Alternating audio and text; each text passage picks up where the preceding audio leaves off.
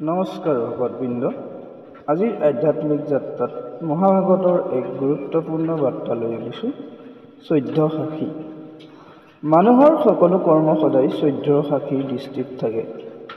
এই সাখীবোৰ হ'ল চাৰিদিশ, চন্দ্ৰ, সূৰ্য, আকাশ, অগ্নি, স্বৰ্গ, মৰ্ত্যলোক, দিন, ৰাতি, কাল, জল, বায়ু, ধৰ্ম আৰু মহী অৰ্থাৎ পৃথিৱী।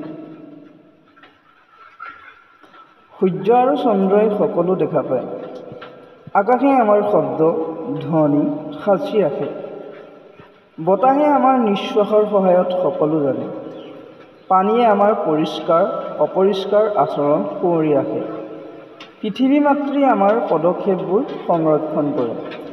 সেয়েহে মানুহে ভাবে পাপ লুকুৱাই ৰাখিব পাৰে, কিন্তু প্ৰকৃতিৰ এই সাখীসকলে কেতিয়াও পাপ গোপন কৰিবলৈ নিদিয়ে।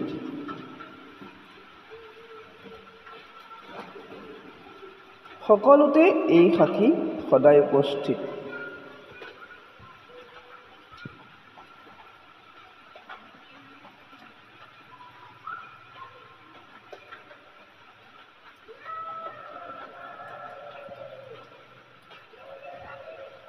যদি আমি ধৰ্মৰ পথত চলোঁ তেতিয়া কোনো ভয় নাই, কিন্তু যদি আমি অধৰ্ম কৰোঁ সেইটো একোতে লুকাই নাথাকে।